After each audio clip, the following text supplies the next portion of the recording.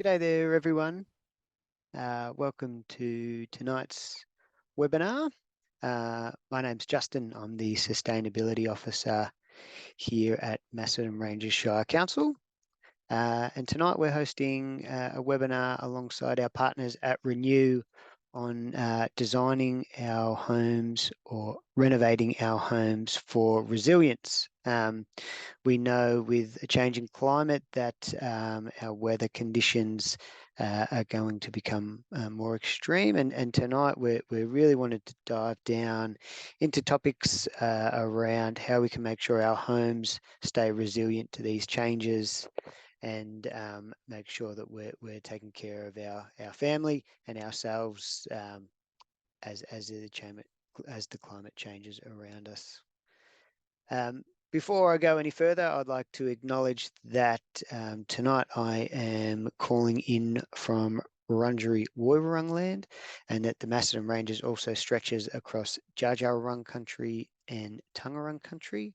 I pay my deepest respects to elders past, present and emerging, and acknowledge their ongoing care and connection to these lovely lands and waterways.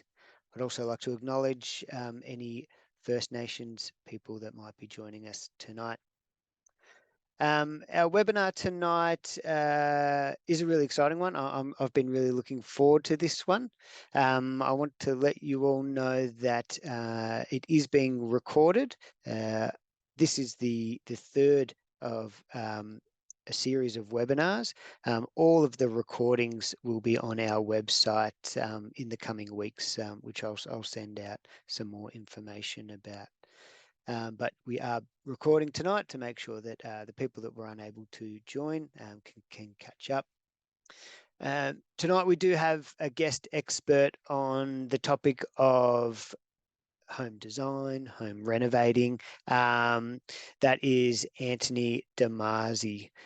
So Anthony Damasi is from Damasi Architects and is a fellow of the Australian Institute of Architects with over 30 years experience, specialising in residential and education programs, and is passionate about designing for positive impact. Also in his spare time, Anthony enjoys helping his son enhance energy efficiency in his own home. So I might hand over to Anthony now. Like I said, if you've got any questions, throw them into the chat or the Q&A, and I'll be happy to facilitate that for you.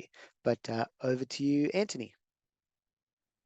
Thank you very much for inviting me to talk tonight. I'll just perhaps give a little bit of a background about myself in relation to what I do. I'm an architect. I've been working in architecture for quite a while. I sort of graduated in the late 80s from Melbourne University and been working as an architect for that whole time.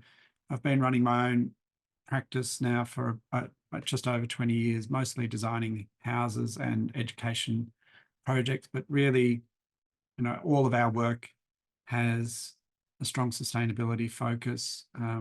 We really care about the way in which buildings interact with the environment and how we can get really good comfort for people who live in the buildings that we create. And, we're really passionate that, good architecture design and sustainability go hand in hand.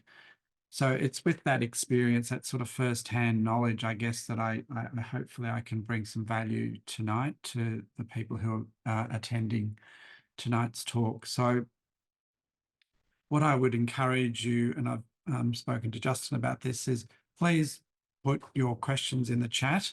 And then, Justin at various times is welcome to interrupt me. And, if you'd like me to expand on a point, or perhaps if I haven't been very clear on something, to pull me up and I'll, answer as well as I possibly can. Again, my knowledge really comes through the practical experience of having, been an architect for a long period of time and understanding what works and doesn't work. So bear that in mind. So designing for resilience, and I guess my focus is really on renovation of existing houses. And as was mentioned earlier, we're refurbishing our little cottage in Thornbury. We're in the north of Melbourne. and it's a 130 square meter house, very small house, and we're slowly making it more energy efficient and more comfortable for ourselves. And the effects of doing that are really amazing. Just going into a place like today, and it was relatively hot and it's pretty cool in there.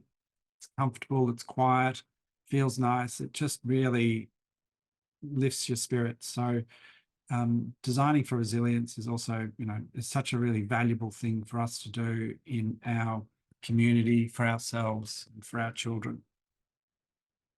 So if I go to the next slide. So we'll cover what is resilience and why it's important. Resilience through retrofitting, the fundamentals of passive solar design. Passive solar design is something that you hear a lot of, I think, and particularly in when you go to town planning departments, passive solar design is something that gets talked about. And it's something that was taught, back in the 70s and 80s in architecture school and all throughout. So it's really the mainstay of how we make buildings respond to our environment. Resilience to extreme events, some case studies of mine, and some resources. I'll just start with saying that resilience of our homes, I think, as Justin said, we are seeing our environment change. We just have to listen to the news, and there is, an environmental or an extreme weather event or a severe weather event virtually happening, daily, weekly, whether it's around the world or locally, bushfires, strong winds, heavy rainfall. These are all things that have always occurred. However, we do seem to be having it is of greater frequency, and the intensity of some of these things is becoming more apparent. So it stands to reason that our houses need to respond to those conditions. We need to create houses that can resist those more extreme events, and do what they need to do in those occurrences. We also need to know what risks we face in any particular location. So the Macedon Ranges will be different to where I live in Thornbury, will be different to the Alpine regions or different parts of Victoria. So understanding your location and where the risk is likely to be, and I suspect in the area of Macedon Ranges, bushfires and wind and rain are going to be really prevalent, and bushfires being probably one of the most important. So understanding the response to these conditions is really important. Resilient houses also is about affordability, that we create houses that are not, sustainability is all good and well, but we also need financial sustainability. So we need to balance those two things out. We can't have people stretching themselves to the point where they can't, live. So sustainability and affordability are really, really important. Locally appropriate, I think resilient houses, I think if you look in your neighbourhood, wherever you are, whether it be in Gisborne or whatever town you're in, understanding the local language of architecture, I think, gives you a real clue as to what works and doesn't work.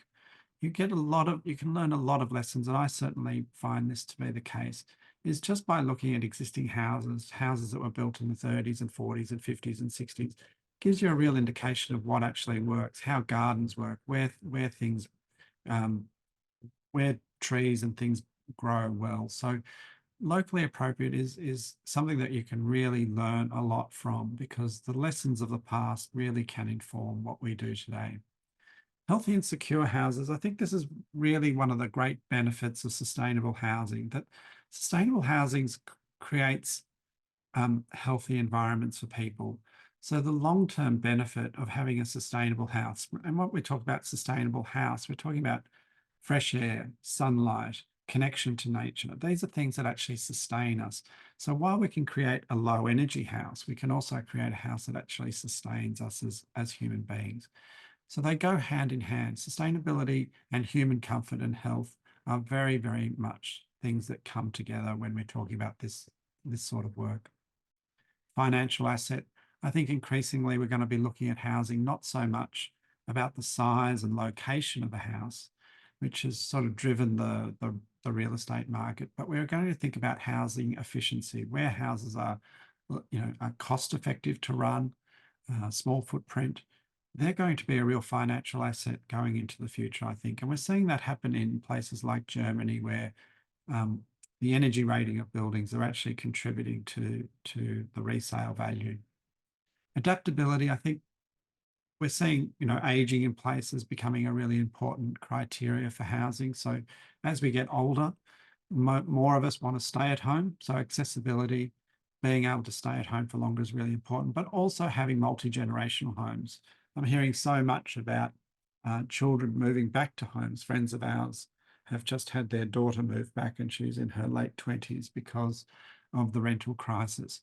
Nothing wrong with that. It's actually good. Having houses that can accommodate different people, different generations, I think is really, really valuable and scalable, meeting the needs of different families, because housing should really be about choice. Housing should really be about, whether it's a single person house, multi-generation, or a couple, young couple, we need different forms of housing to accommodate different sorts of people. So resilient housing isn't just one thing. It's about catering for different parts of our community. I'll keep going back to the resilient houses being healthy and comfortable.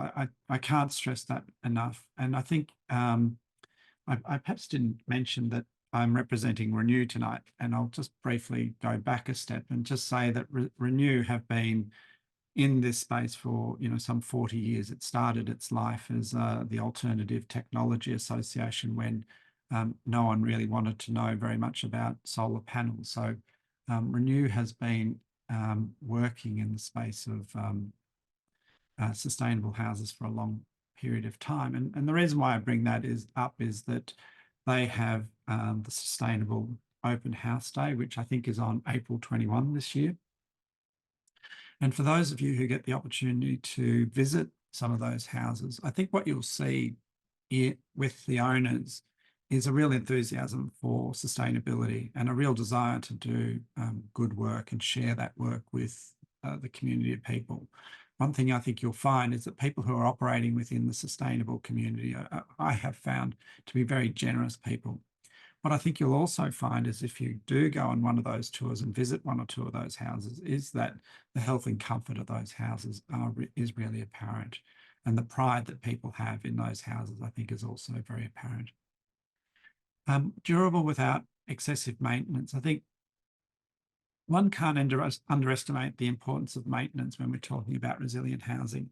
Essentially, all houses in any given year requires a degree of maintenance, whether it's monthly or bi-monthly, whether it's painting, whether it's cleaning out gutters, whether it's cleaning under the roofs, under the floor space. Maintenance is really, really important, because if we don't maintain our buildings, they go into a steady decline. And eventually there'll be a tipping point where the house is really not going to be able to sustain its life. And, you'll see in your own communities houses that have more or less been abandoned or left untended.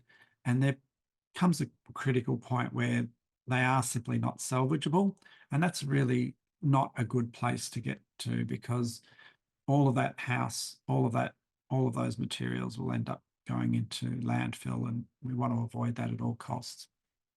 Energy efficient, I think a large part of passive solar design hinges on creating houses that are more energy efficient. It really comes out of, from the 70s when there was an oil crisis, and, architects and many other people discovered that by simple techniques, sun shading, cross ventilation, we could reduce the amount of energy that was required for a house to heat and cool the house. And that's really a big issue that we have to deal with on a continuous basis when we're talking to clients. Heating and cooling is such an important factor.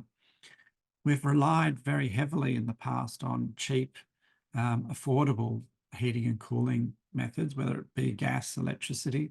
And we're finding, as prices increase, that there's actually a real driver to create an energy efficient house, partly to keep the energy costs down, but also we're reducing our reliance on fossil fuels.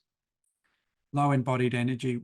The materials that we use in our buildings all have a degree of carbon in it, whether it's trees or concrete or steel. So choosing materials that have a low embodied carbon is actually a really good way to reduce our carbon footprint.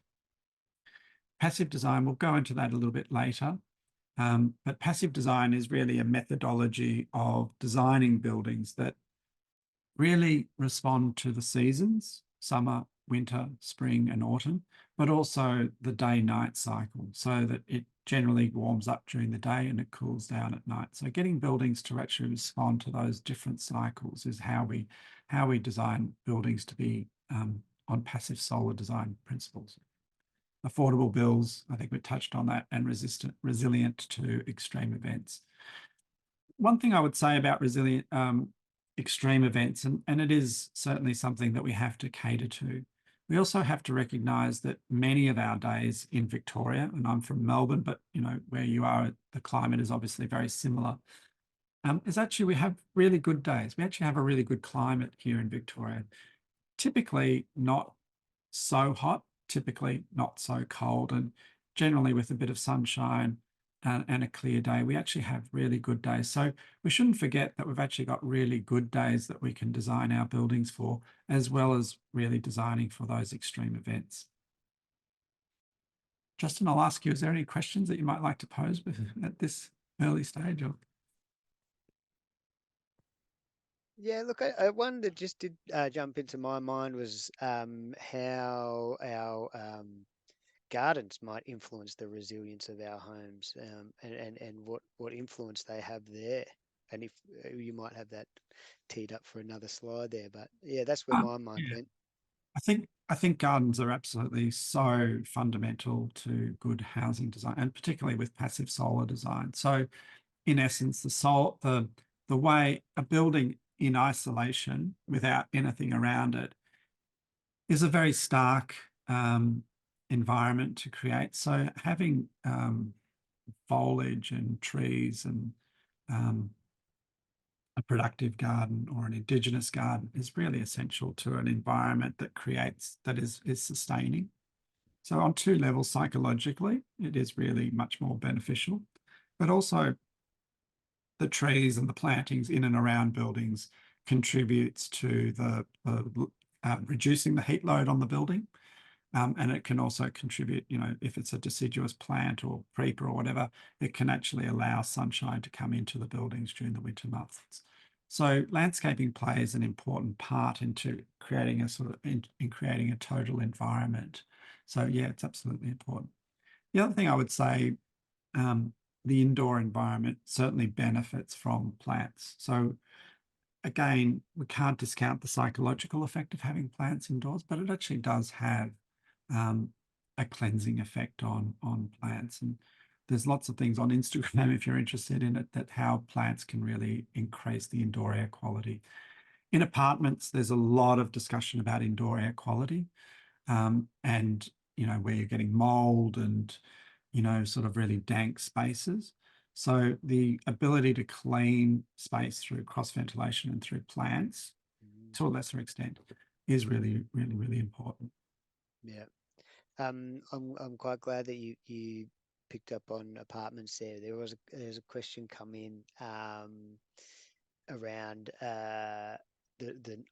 referencing the Nightingale sort of developments and apartments, and any any comment regarding the tipping point for when developments like Nightingale might become so available that they're also affordable. At the moment, they're quite niche, they're quite exclusive because of their costs. Do you know what the landscape might look like for for buildings of that quality to become affordable for others? So the premise of the question is that Nightingale is whilst it has a high, I'm reading into your question a little bit, a good sustainability sort of presence or outcome, it's not very affordable. Is that sort of the premise of what you're trying to say? Correct. Yeah. Yeah. I can't speak with any confidence about the pricing of it. I think what we can say about Nightingale is that it's really changed the landscape of apartment building here in Melbourne. I don't know if there are any up in the Macedon Ranges. They're certainly spreading. It's become a very popular form of housing, and Jeremy McLeod, who's been at the forefront of it, has been really quite visionary in the way that he's gone about it. His model hearing him speak, he's always viewed the Nightingale model as being something that he's wanted all developers to adopt, rather than him saying he's niche and he's doing his little thing and you do your thing. And we are actually seeing that in the market, that the sort of qualities that are apparent in the Nightingale apartments are actually in spreading out to the sort of more developer model. Look, I think I'm not going to sugarcoat it. I think developer apartments are lacking in many, many areas. I don't want to present a really glossy picture. And I think there's a lot more work that has to be done in apartments to make them sustainable and really worth, I think they've just got to do more work in terms of being able to be more sustainable. So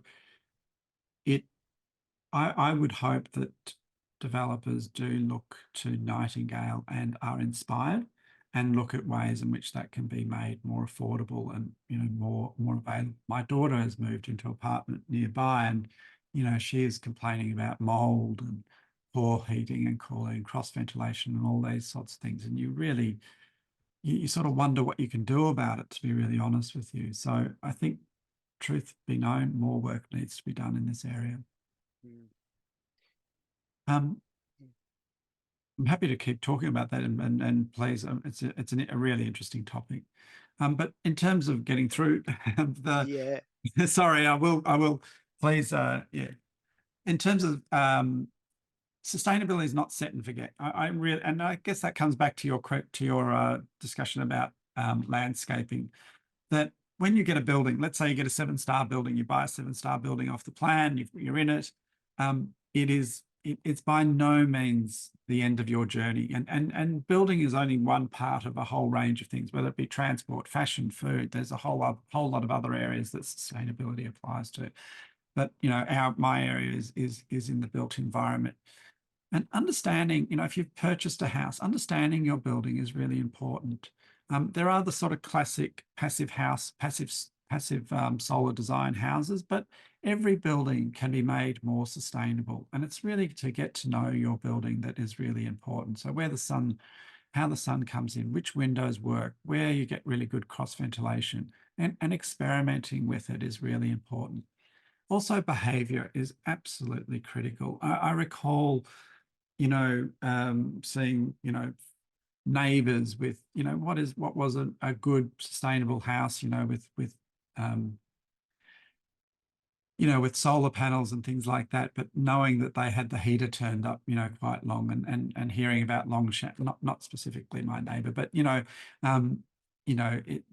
behavior is such an important part of the way in which we live, that you can't just assume that because you have a sustainable house that things that your behavior within that house doesn't matter.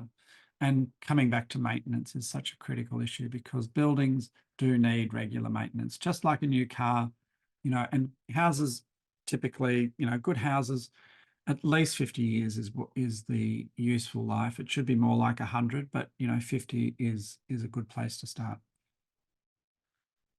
Retrofitting is such an important part of the sustainability journey, because if you have an existing house, the idea of pulling it down and building a 7-star house just doesn't make sense. And in the architectural world that I occupy, everything is about retrofitting. Everything is about refurbishment in existing buildings, whether it's office buildings, factories, or warehouse buildings, or homes. There's so much discussion about this. And the premise is that, why would you pull down a perfectly good building to build why would you pull down a perfectly good building to build a new building, when essentially you're replacing the same building that is there with a new version of it?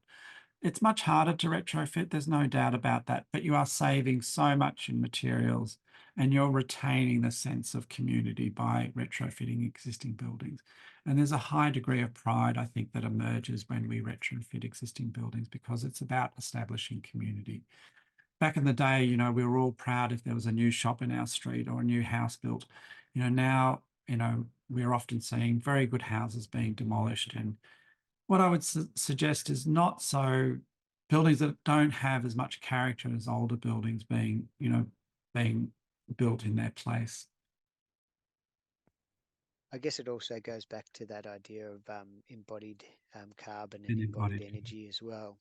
Yeah, so just on that, what we're saying is that when we pull down a building, we're taking that embodied carbon and putting it into landfill, and then we're bringing new materials which have been built somewhere around the world, whether it be concrete, glass, steel, and bringing that to the site. There's a carbon cost for that. We've taken away perfectly good materials sometimes and put them into landfill, and we're replacing it with new buildings. So by retrofitting it, or retrofitting an existing building, we're saving a lot of carbon, and we're preventing, we're reducing the amount of waste in very, very simple terms. Passive solar design is really what I was, when I was going through university in the 80s. It's really, we were taught by our lecturers, and it's really pretty straightforward. It's about understanding our buildings, how they respond to the environment. It's orienting living rooms to the north, typically bedrooms to the south, smaller footprint buildings having an eave overhang so that we can exclude the summer sun, which is typically higher in the air in summer, and allowing the winter sun to penetrate when the sun is much lower. Using natural vegetation around the building to help with that screening is really also very important. In most circumstances, we can reduce the need for heating and cooling, and we're creating a building that is more climate responsive and energy efficient. I can see lots of people chatting, so if there's a question, I'm happy to be short if you like, so I'm not taking up everyone's time. But is there a question you'd perhaps like to ask? Not so much questions coming in. Doug's been really great at throwing in links as well, and a budding resident, Sue Barker, has popped in a little bit more information about Nightingale. Apparently, there is a Nightingale development in Ballarat, which I didn't know. So thank you, Steve. Yeah, I have heard of that one. There's one in Sydney now, and I think there's one in Adelaide. So they're certainly spreading. And look, the principles of not having gas, not having car parking, or reducing the amount of car parking, community facilities on the roof, they're all really fantastic things to have happen in apartment buildings. I can assure you that. Passive solar design, designing for climate, so climate responsive. So understanding that the climate actually changes at different seasons, and it changes from day and night. So essentially, in really, really simple terms, if you could maybe take one thing from tonight's talk, is we have days are warmer than night. So in winter, we want to get that warm sunshine into our buildings and heating up the space, whether it be a concrete slab or the air or whatever. So we want that warm summer sun to naturally heat the space. At nighttime, we want to close the space down so that we can retain that heat during the evening. Now, during the evening, the temperature will naturally go down. Even when there's a heat wave, it will naturally go down a little bit, and the house will cool down, and then it will go back up. In summer, we want to do the reverse. We want to try and exclude the sun as much as possible. So we want to keep the interior as cool as possible. And we typically do that with sun shading. So then hopefully we keep that cool air into the night, but as it cools down at night, we open up the house and let the cool breezes come in, or if there's a cool change coming through.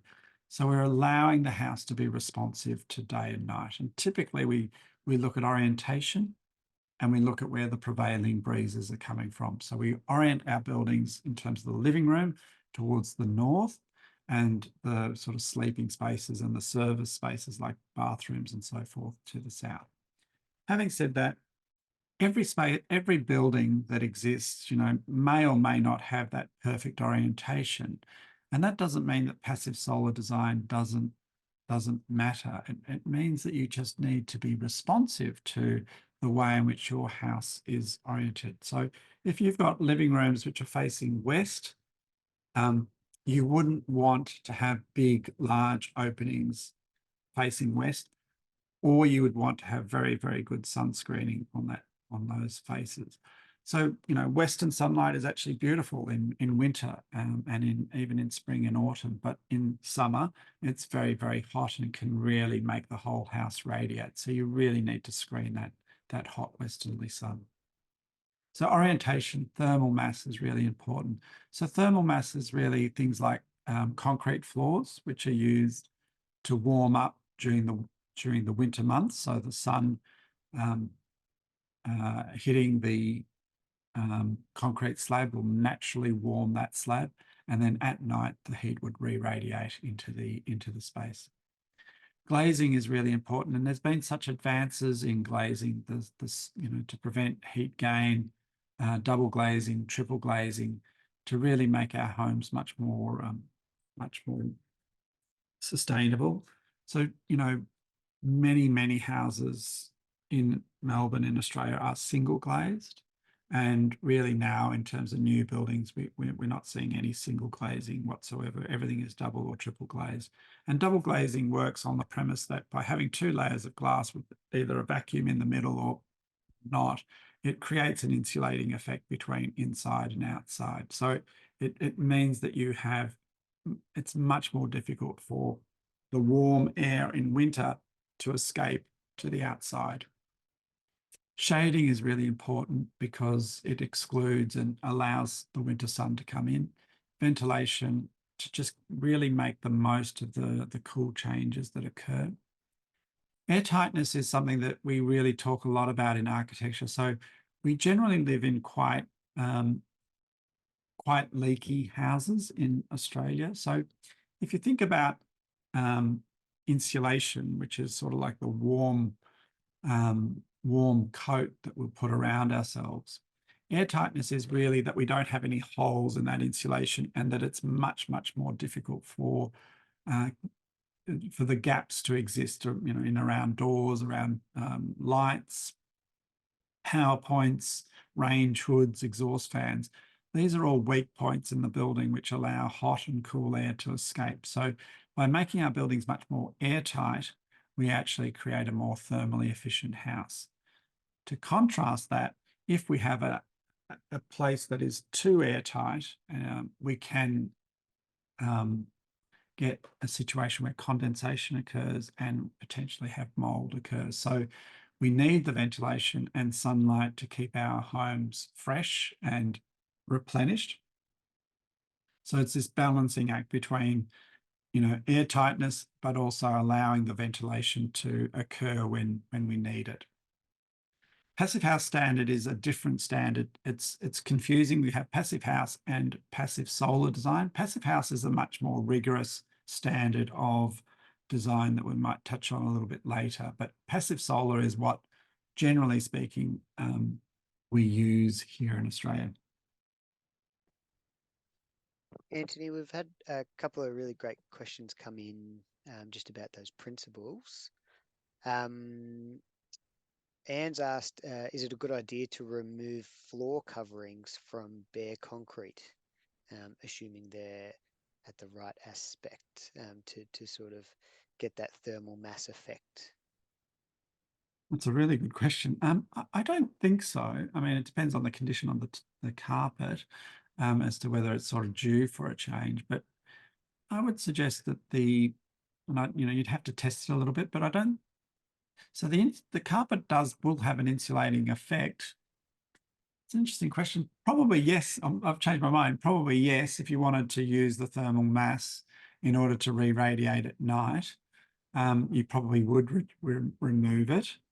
The other benefit of thermal mass is it actually can work in reverse in summer as well. So if you don't, it can actually have a cooling effect at night.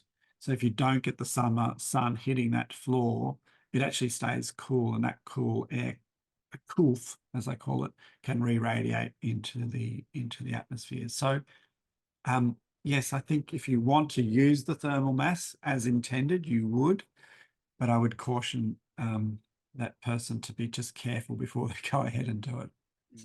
Yeah. And a follow-up around ventilation. I guess there's Anne was keen to hear a little bit more about aluminium frame sliding windows versus louvers versus casement windows. What are the pros and cons? Where I know aluminium frame windows don't have great thermal ability. So yeah, I guess it would be great to flesh out those window options for ventilation. Yeah, so windows are a really critical part of a building. So I'll just say that straight up. So windows, if you invest in, I mean, so I'll just put a blanket statement out there then saying that when you think about housing or any building, you have to think about the whole building, okay? And windows are a really critical part of that whole building, because windows, in simple speak, is probably the weak point of a building. If you think about it, we're actually putting a hole in the building and putting, in really simple terms, putting glass there, right?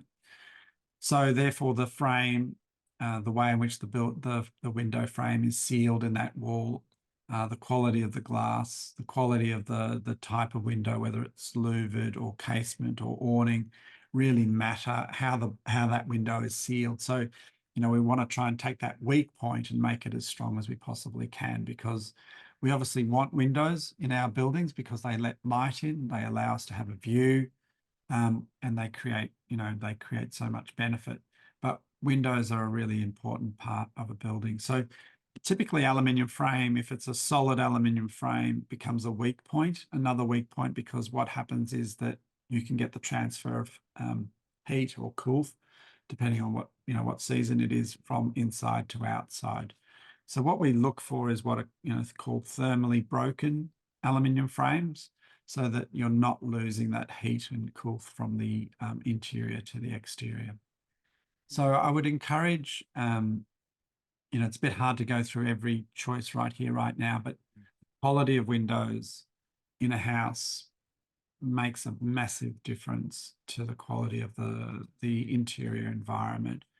And not only the type of window that you put in, but the location of the window and the quantity of windows. So when I was, a fresh graduate, you would see, and you still do, frankly, housing with, large banks of glass on the north or the west or wherever, large panes of glass floor to ceiling.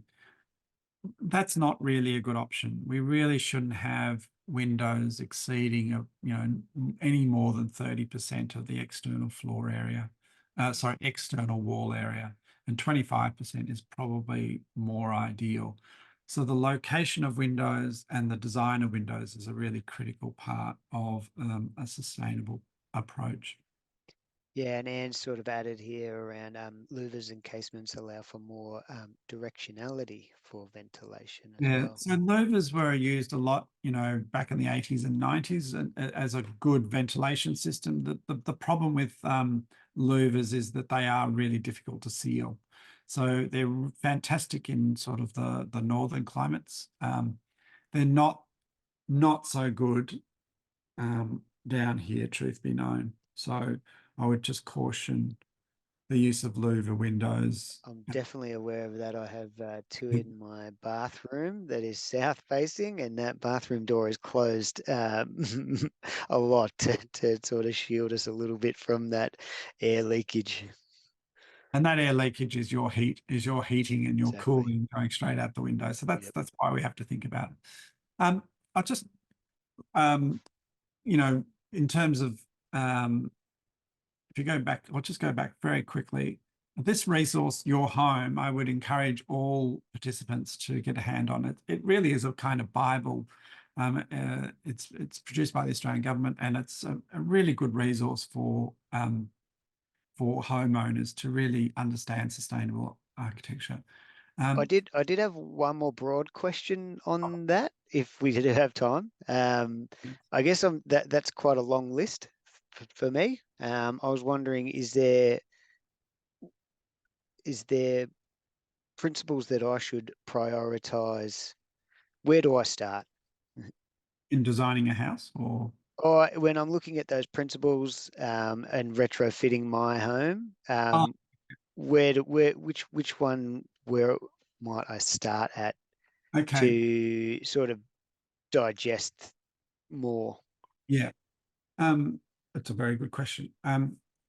So let's pretend you're a homeowner and you're let's say you're working to a budget and you don't know where to start. I would say the most important thing is really insulation is really pivotal. It gives you the maximum bang for buck, let's say. It's if let's say your roof space is not insulated. If you can get in underneath the floor, depending on what type of floor it is, insulating underneath the floors. It may be more difficult to get into the walls, but if you can prioritize insulation, I would say that will have the most effect. Because essentially what you're doing is you're putting a blanket around you. Each of these things are difficult. There's no question about it. Retrofitting and making your building more comfortable is difficult, but the benefits are that you end up with a more comfortable and thermally efficient house and a more healthy house. What we've done in our house, which, as I say, is a little house in Thornbury, is we've kind of gone room by room, and we've sort of insulated the front bedroom, we've insulated the second bedroom, and we insulated the third bedroom. Now, in pure terms, it's not the best way to do it. You should be doing the whole house at one go, but we've done that because we're affordability issues. But we have seen the benefits of just doing one room at a time, and that kind of spurs us on a little bit, I have to say, because we go, wow, isn't this so much better? And that kind of gives you a little bit of incentive to keep going with the journey. So to answer your question, I would say insulation is probably the most important that you can do if you only had one choice. The second one would be around air tightness, because we live in such leaky homes here in Australia that we are losing so much heat in and around windows and doors and vents and things like that. And there are some really good, simple ways that we can reduce that. The third way, if I was to answer the question, is also look at the equipment that you've got in your building. So whether it's the heating and cooling, if you've got a gas heater or an inefficient electric heater, to look at better ways in which we can heat and cool our homes, because that will reduce the amount of energy that's going into the house, but also you'll be able to get much healthier outcomes if you choose better heating and cooling solutions. Brilliant, thank you. I just want to touch on, so this is a map of Australia, and obviously in the northern parts of Australia, which we're not in, it's tropical. Whoops, sorry about that. So we design for different climates, and I don't know, how does that do that? I won't touch anything. I just really want to reiterate the fact that I personally believe, and I'm happy to hear contrary views, we actually do have a really lovely environment here in Victoria and in Macedon, not being vastly different to Melbourne. Beautiful days, even in winter, bit of sunshine, no wind. It's great. We typically don't get heat waves for long periods of time, although that is changing.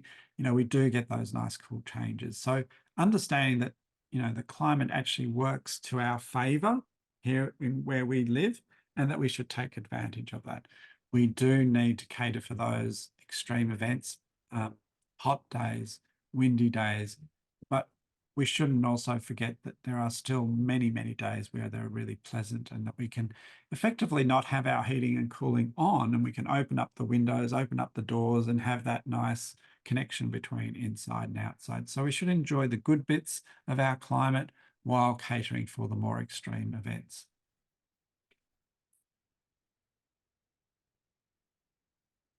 So this diagram is really showing, summer, the sun is much higher in the sky, and having that eave overhang, typically about 2 feet or 6 inches, really stops the sun from hitting the glass and stops the sun from hitting the window.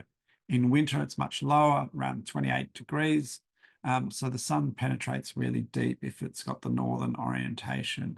So that sun coming in deep into our houses means that we can really use the effect of that sunlight over the period of the day. And effectively, it's free heating, in simple terms. Understanding orientation is absolutely critical. And again, I would just say that if your house isn't facing in the ideal northern aspect, doesn't have that ideal northern aspect, that doesn't mean these principles don't still apply. It just means you have to think about those, or the effects of those orientations, and how you're going to either counter it, accommodate that, or, take advantage of it. So this is just a little diagram that we've used in the office, which is a house that we've designed. And, understanding the trajectory of the sun across the day and through the seasons, and responding to that through the location of windows, through having eave overhangs, and where you put your living rooms, is essentially the whole basis of passive solar design.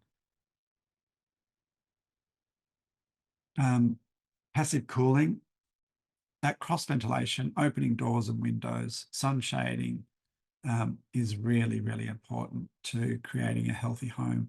The importance of having an eave overhang, I can't overstate, because it creates the shading that we need in summer, and it just means that we're protecting our walls from that hot northerly and westerly sun, and cross ventilation, obviously. So small, excuse me. Let's have a little drink here. That's milk. That's mineral water, by the way, just in case anyone's wondering. Having that cross ventilation really enables the house to really cool down when we get those cool changes in summer. So again, understanding the orientation of the building, pergolas typically to the north with the vegetation to help keep the building cool in summer is part of that idea about having vegetation. This image on the right, having living zones oriented to the north is very typically what we look for in passive solar design. But again, I just come back to, not all houses can have their living rooms face north. So you still need to cater for that sort of outcome. So this is the sort of thing that we see a lot of in passive solar design. Vines, external areas, those what you might think of as, semi-enclosed spaces. So the house on one side, some sort of veranda, vegetation, and eating area. These sorts of spaces are really good during the summer, during the sort of shoulder seasons between, in autumn and in spring, because they allow you to really enjoy those beautiful days that we do get in Victoria. And this is how you can integrate landscape into the overall architecture.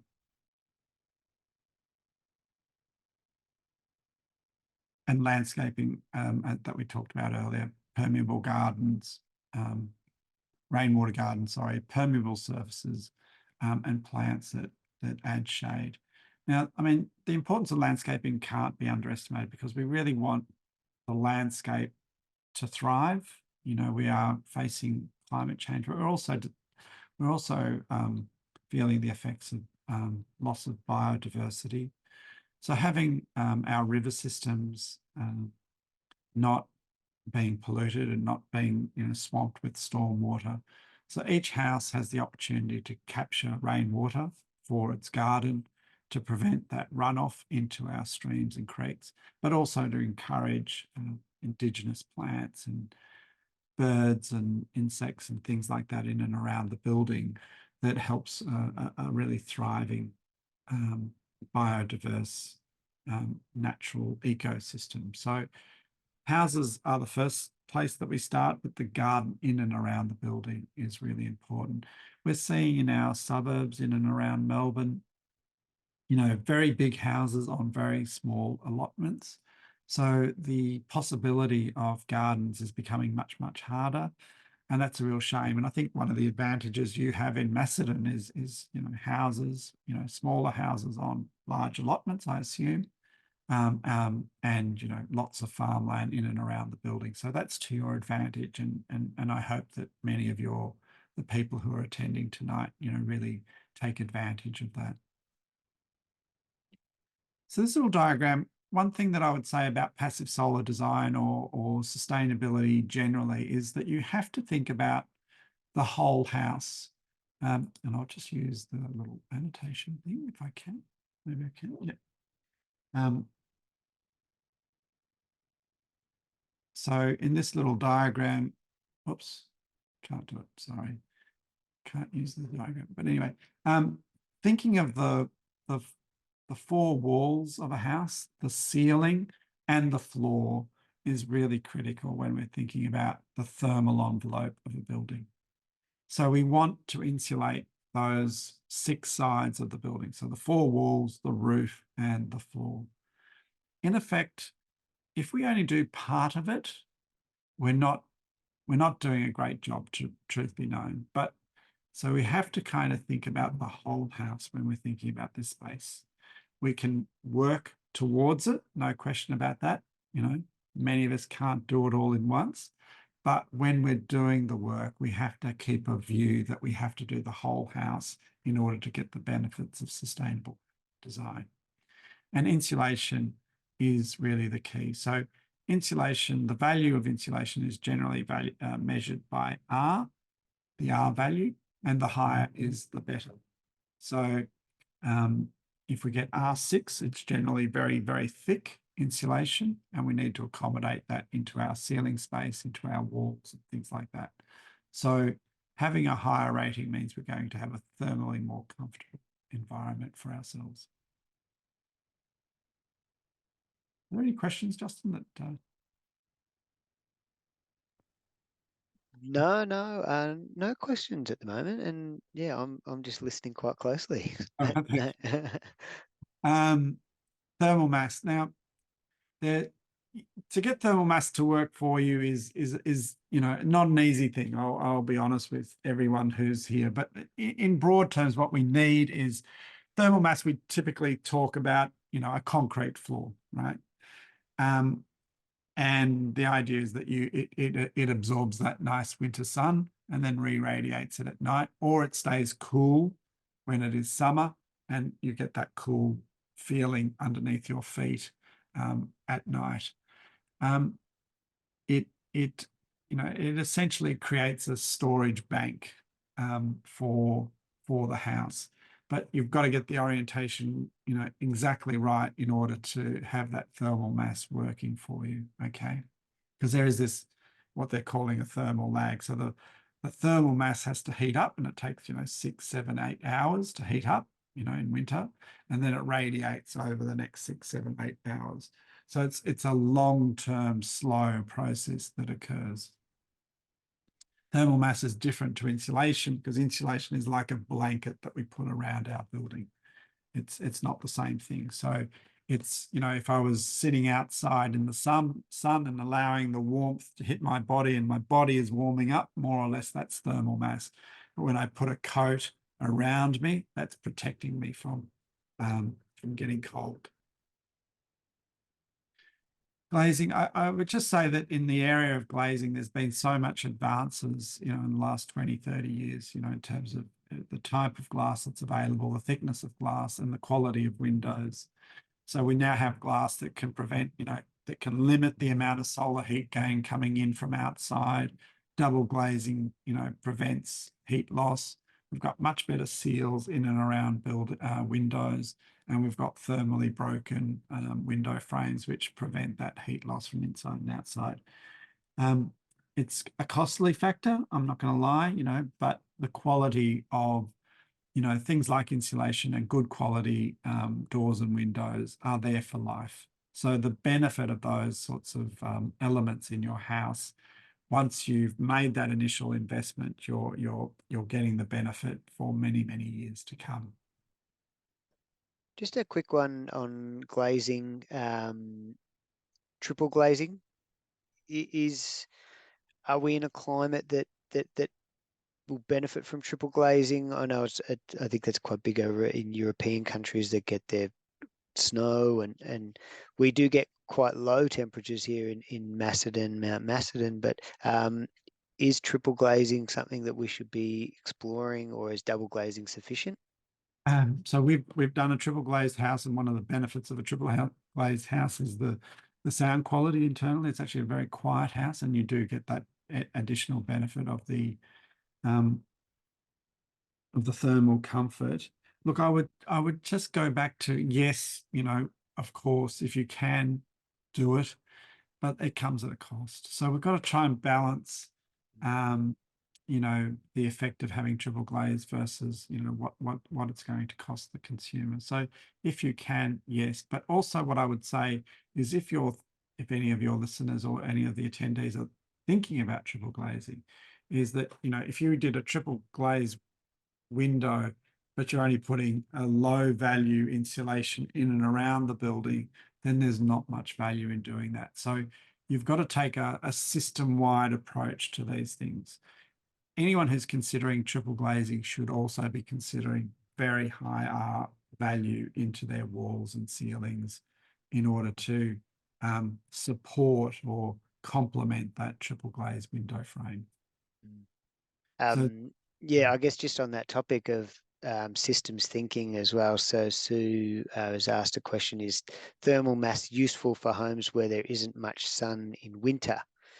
So we've got people living on the south side of Mount Macedon. If I was to, my view is that thermal mass works in some situations, not all situations. So I would suggest that if I had a choice, I would rather see a well-insulated floor, so that you create that barrier between inside and outside, than having thermal mass. And that's So, also, I guess, responding to your climate and to where your you're. client, yeah. So And if I was living in Mildura, let's say, or and I had a sort of wide open space, and I could orient my building really well, then I would use thermal mass, because so it really is dependent on the situation. Thermal mass can work really well if I've got good orientation, window bank facing north, and getting that sunlight coming in deep on a winter's day, and it's just got that really good radiating effect at night, then I would do it. But if there's a situation where that you can't achieve that, insulate your floor, and make your house as comfortable as you possibly can by using insulation and air tightness. Yeah, we don't often get those being around Mount Macedon. That's where the cloud cover sort of sits. So a lot of the townships around that do get caught in that cloud cover, as opposed to some of the townships up further north get the nice clear skies around Kyneton and Malmesbury. But yeah, there are some suburbs that just get stuck in that cloud. Sorry, my wife's just walked in. So I'll continue on. So I'll just go back to air tightness. Air tightness is really critical in a house. So exhaust fans, air vents, gaps in and around doors, chimneys. In existing houses, these are really, really critical, because we lose so much heating and cooling into those spaces. So if you're in an existing house, we're talking about an existing house, I would really encourage everyone to be really mindful of those gaps in and around the door, in and around the door. While we're talking about insulation, it has almost a similar effect to having a well-insulated house by being able to seal those doors. If we think about the sort of houses that were built, say, in the 30s and 40s, which relied very heavily on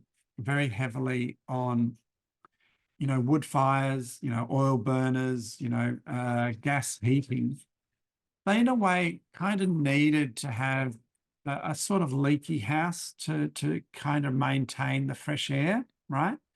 Because obviously if it's really well sealed, it would have got very stuffy and very smoky very quickly. So often you'll hear quite a lot of criticism of Australian houses, is that they're like living in a tent, is often the phrase or the terms that get used in relation to Australian homes.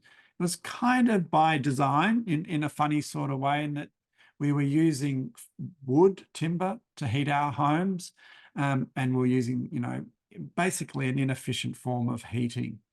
Now things have changed. We're actually got, better quality heating and cooling systems. Energy prices are much higher.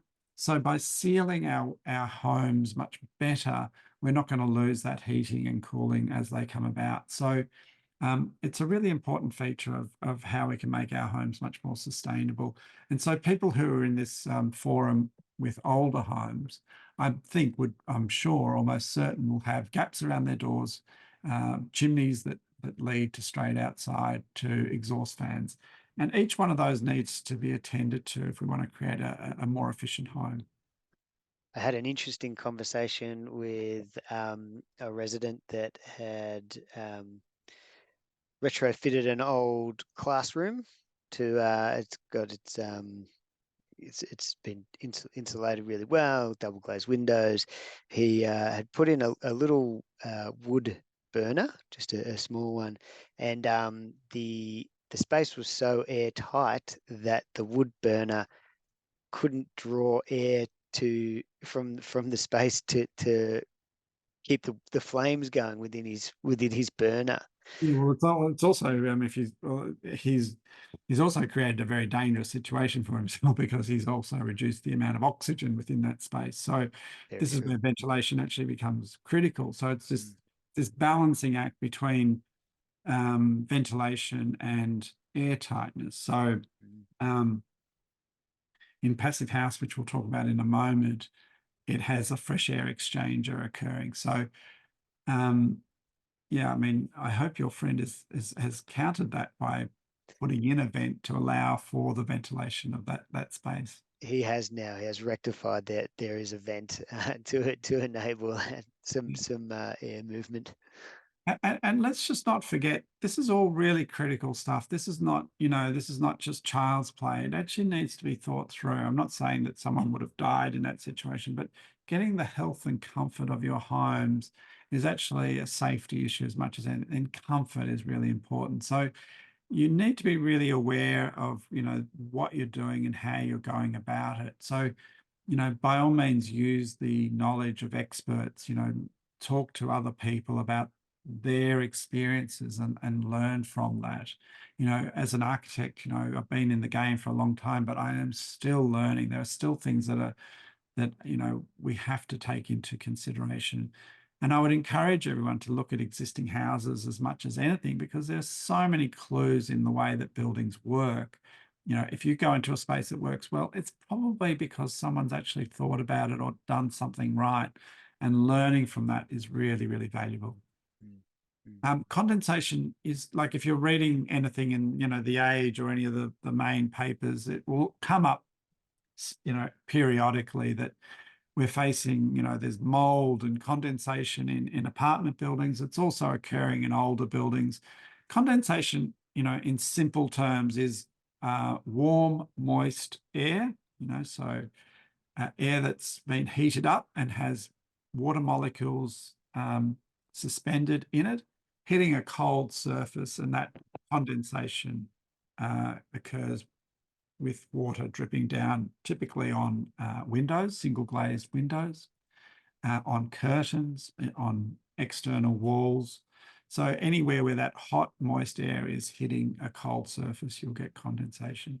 Condensation in itself is not really the problem. It's that the condensation can lead to mold, and mold can have really adverse health effects on occupants. So we really need to be aware of condensation and mold in our houses. So I can't stress the importance of that. So when we talk about sustainability, we clearly don't want mold. We want really healthy houses. So cross ventilation, sunshine, well insulated buildings means that we've got less opportunities for condensation to occur. I won't go into Passive House in great detail, but it is a bit annoying that we have a thing called passive solar design and Passive House, and they are two different things.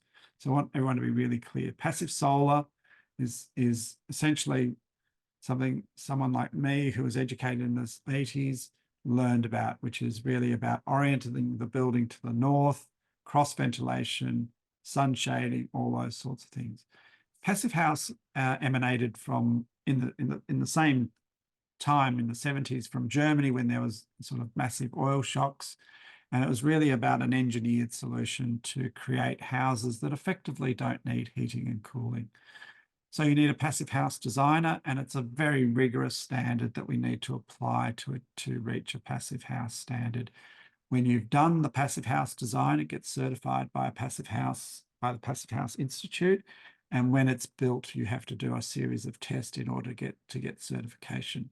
Anyone who has watched Grand Designs will have heard about passive house and the benefits of passive house. We've designed a passive house, and in effect, you need very limited heating and cooling to keep the house warm and cool during summer.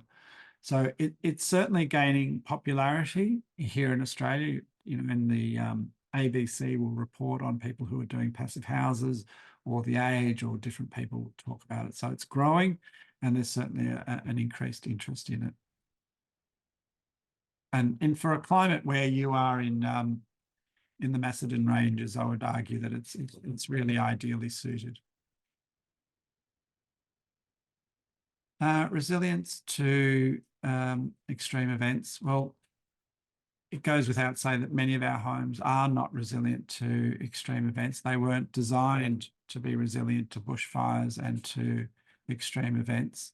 So we are really factoring that into the design of new houses, but also existing dwellings, and needing to think about those sorts of things. It's, it's becoming more apparent. We're seeing smoke haze, we're seeing bushfires, we're seeing, we're seeing increased amounts of floods. We're seeing damaging storms occurring more frequently. It affects people's lives. We're seeing, the turmoil that happens. We've seen floods in our street, 10, 15 years ago, and you see the dramatic impact that has. I'm sure, many of you will know people who have been affected by bushfires or extreme events. So it's that we are mindful of these things. We can't change necessarily the circumstances that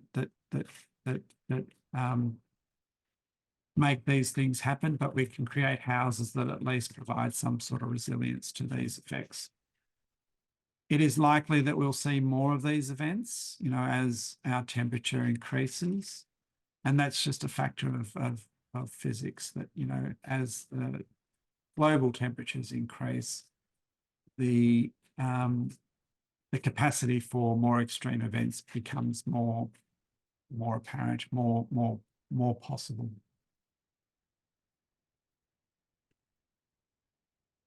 I think a lot of these go without saying. If we can design resilient homes, we reduce the inconvenience, we save costs in the long term, we reduce insurance premiums, and we ensure that our house is suited to changing conditions. I would argue that it's really important to understand your specific location and the possible risks to your specific locations. So if you're in a bushfire prone area, obviously you cater for that. If you're more likely to have a flood, then cater to that. And I would suggest that your local council, the Macedon Ranges, would be the people to talk to, but even locals would know what the risks are. Do you have any comments on that? Because you'd probably know what the risks are in terms of the Macedon Ranges, but I'm assuming bushfire would be one of the main you would be catering to. Yeah. Obviously, bushfires are at the forefront of many residents' minds. Recently, we've had multiple high wind storms sort of rolling through, which has resulted in trees down, power cut for long periods of time. And we've also seen flooding as well around the Shire. So we are seeing lots of different types of natural disasters sort of happening around us. And like I said earlier, that's exactly why I was really keen to get a webinar like this for our residents to start thinking about how our homes can help us respond to these events as well. Yeah, and I think there is I'm guessing here, but there's a collective knowledge out there. There's an understanding of these things, and the sharing of these things is really critical. One thing I would say about sustainability or any of these things is my experience is that people are very generous around sharing of ideas. It's not about containing knowledge; it's actually about sharing. And I would argue also that the people who have attended tonight are genuinely the leaders of this area, that they're the people who can bring about change in their local community. Someone told me recently, the idea that you'd have, if your neighbor has solar panels on your roof, on their roof, it's kind of an encouragement for you to do the same thing. It's that discussion that you have with your neighbor and them talking about the benefits of that change sort of creates the incentive for you to change as well. So, the people who have attended tonight are, I would suggest real leaders in your own community. So, and I would really encourage that sharing of knowledge. Oh, definitely. There's a lot to be said about getting information from trusted people, and our neighbours, our family, our friend are always those people. Sue's asked a really good question. As we were sort of saying, bushfire, floods, and wind are our main risks. How do we prepare for these? So I'm thinking maybe the materials in which we build our homes, or what. Yeah, I mean, it's hard to give a blanket statement, but to what extent can we do it? You know, um, you know, human life is more important than the property. So always having a plan for what you do, what individuals do, I think is really critical. But it's really understanding where the risk is and then catering to that risk. So if it's flood, obviously having the building off the ground is critical. If it's a bushfire prone area, then the materials that you're using become critical, and the landscaping that you use in and around the building becomes critical. So it's difficult to give you a blanket statement because it is really very specific to location and what the risk actually is. And there'll be a point where you possibly can't do something, under those very extreme events, you can't, but there's always things that you can do to mitigate against those risks as best you can. Yeah, sorry. I'm just interested, I guess, is if there's been any work done around passive solar houses or passive houses, and shielding the occupants from poor air quality. So I guess I'm Yeah, thinking bushfire area, that's really poor interesting quality. question. We're talking lots about ventilation and air movement. Yeah. There is a lot of discussion around creating safe spaces. I probably should have thought of that, and thank you for highlighting. But there is discussion about creating safe rooms in houses. So, imagine an extreme event where you don't have to vacate the house, you don't have to flee the house. So we're sort of talking about poor air quality, perhaps an extreme event like rain, or there's a extreme heat event. The idea of creating one space where you can go into, whether it be a small bedroom. People are often talking about laundries as being those rooms where you're actually safe and protected, where you can sort of stay away from the threat for a period of time. So particularly in places where there are elderly people, that's being considered more and more. So Yeah, interesting. Just in terms of the bush, I mean, I'm sure people who are attending tonight are aware of this, but we now have a Bell rating for houses in different situations in different locations. So Bell 12.5 is where relatively low Ember attack. So where you're located on whether you're on the top of a hill or at the base of a hill, whether you're located near a forest, affects the Bell rating. So this is legislated in the National Construction Code. So we design differently for different locations. In a Flame FZ location, we're really designing for very extreme events, so we need shutters, materials that really have to be non-combustible all the way. So it's really changing the way that buildings are being designed in relation to that threat.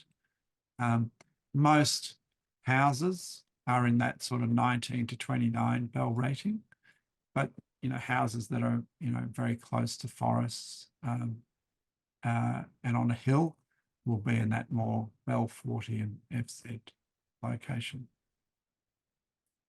Floods, I mean, getting the building off the ground is probably the main thing, and so that those overland flows can occur. But we've seen some really devastating impacts of floods.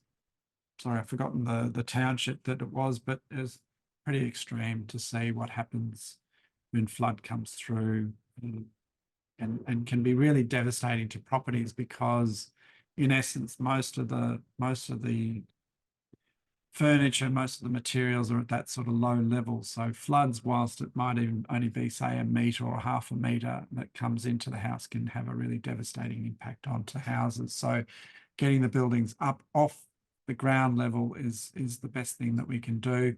But also being really aware of where you're building and how you build it is really critical. So slab on ground, going back to that thermal mass idea, it's much better to have an elevated floor so that we can lessen the impact of flood. Just before you go on, Anthony, there's a question in from Sue, and she's used a few quotation marks, so I'm going to use them as well. Is retrofitting against bushfire risk a thing, and where could we get more information?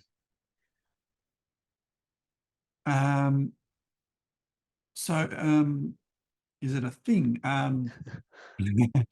So you're not bound by the same. So it's a question that's hard to answer. But yeah, Sue, maybe if you could throw a little bit more context into the chat. No, I'll have a go. So I'll create a scenario, and then maybe Sue can tell me if I've understood it correctly or not. But if you've got a house that you're retrofitting, so you're kind of maintaining that house, you're kind of making that house better than what it was. Depending on how you see the world, you're either advantaged or you're disadvantaged, right? If you're one that simply wants to improve their house and make it more sustainable, make it more friendly from an environmental point of view, if you want to make it more thermally efficient, then you're not sort of bound by the same rules as if you're building a new house. Okay. Now, as I say, you might think of that as an advantage, you might think of that as a disadvantage. I'm not here to sort of say which one it is. Okay. So you're not sort of bound to create as I've understood it, and depending on how far you go with your renovation or refurbishment, you're not bound by the same rules of the Bell rating in that sort of circumstance. It would be a choice that you make to make your house more bushfire resistant under those circumstances. So, I mean, and if you chose to do that, you would be looking at the materials you choose, possibly putting in a sprinkler system, and potentially fire shutters and things like that. So in essence, retrofitting buildings, you have, in my opinion, that advantage of being able to take the project as far as you want and as far as you desire in terms of creating a sustainable house for yourself. If we build a new house, we are obligated to meet the requirements of the National Construction Code, which is what we should do. So you are subject to some extent, a different set of rules. I don't know if I've answered the question for Sue, but I hope I have. No, it's good. That's good. I'm quite keen to hear some of the case studies as well, and we are running out of time. So Yeah, Oh, thanks, Sorry. Anthony. Okay. And that's okay. Okay. So this is our front house. This is our house in Thornbury, where we, along with my son, and mostly my son because I can't hold a hammer, we basically insulated the existing room. So this is our front bedroom. So we pulled up the floor, we pulled out the plasterboard, and we changed the windows to our bay window. Nothing special about our house, but it was really a case of insulating, putting in new double glazing, better window system, putting in the insulation in the floor, and painting. There's me painting, and my son painting, and this is before furniture. But what I can say is, just having done that one room, it is just a much healthier and better place to be in. So we haven't finished the whole house at this stage, but even just doing that one room has made a massive difference to the environment that we live in. This is a renovation to an existing house, so not a bad house in Fitzroy, but single glazed windows, not a great design, and we redesigned it with concrete floor that does what we were talking about earlier. Really good windows and doors, skylights to let the light in, and a really nice garden that's become more established as time's gone by. These are just some construction shots of it, and this is it in as it's more developed, and you can see the solar panels, nice garden, and a really we did the whole house in terms of insulating the whole house, and getting that cross ventilation. Houses like this and houses in your community rely on the environment that they live in. They don't live in isolation. They rely on the fact that there's a road out the front of them. There's a water supply, there's electricity supply, there's gas. There's a whole range of facilities. There's a community that supports the house. So a house can't be looked at in isolation. It has to be thought of as being belonging to a community. And that's Just whilst on that sort of aerial shot, there is a question around it sort of links into the question around rainwater tanks and size of rainwater tanks. I guess just a general sort of question around what's your thoughts on the use and the size necessary. So the main idea behind rainwater tanks is to stop the flow of water into the stormwater system and getting into the rivers and streams, particularly here in Melbourne. So that's the primary purpose of rainwater tanks. It's to stop the flow going into the stormwater system. So having them as big as you possibly can is obviously a good idea, but there is a point at which it becomes ridiculous. So around 5,000, 10,000, up to 20,000 is certainly doable. It again depends on where you are and the availability of land. But I would just bear in mind that that's the primary reason that we want rainwater tanks. Now, you use the water for flushing toilets or using it for your garden, but in terms of the environmental idea, it's really about stopping that flow into the stormwater system. I'm conscious of time, so I'll speed through the rest. And these are just some images of a low energy house that we did in Northcote that we were really proud of. The integration of garden into the building was really, really important. So this was opposite a native garden, All Nations Park. So that connection between garden and house is really, really, really important.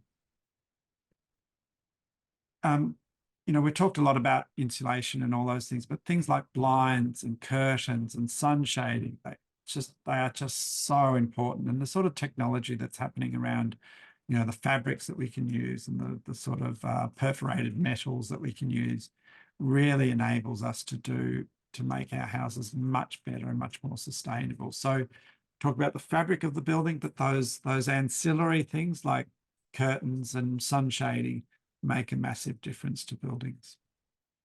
That's the building in Northcote, which I'll and I'll stop on the resources and very happily, I know it's 8:30 and I think we have to go at about this point, but very happily take some more questions or closing comments that you may have, Justin.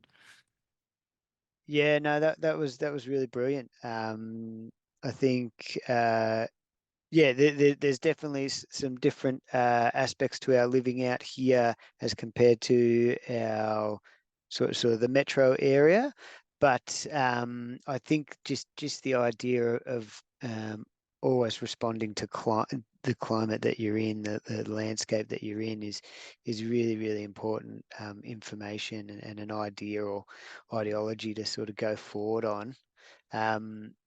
Yeah, there's no more burning questions. I think we answered them all throughout the session, which was really good. So I'd just like to thank you very much for your time this evening. It's been really brilliant. For those that are listening, this webinar plus our all electric homes and EV webinars will be going onto our website very soon. So keep an eye out for those and definitely share those with people that you think may be interested. A local group that you might be keen to get in touch with for more information is the Macedon Ranges Sustainability Group. They have a sustainable homes action group that is here to provide really brilliant independent advice. So if anyone is still a little bit stuck on thinking, oh, what's my next step? Yeah, a really great group to reach out to is the Macedon Ranges Sustainability Group, and in particular the Sustainable Homes Action Group. But I think we'll leave it there for now. It's definitely time to go get a cuppa, I think. But thank you all for tuning in, and yeah, have a nice evening.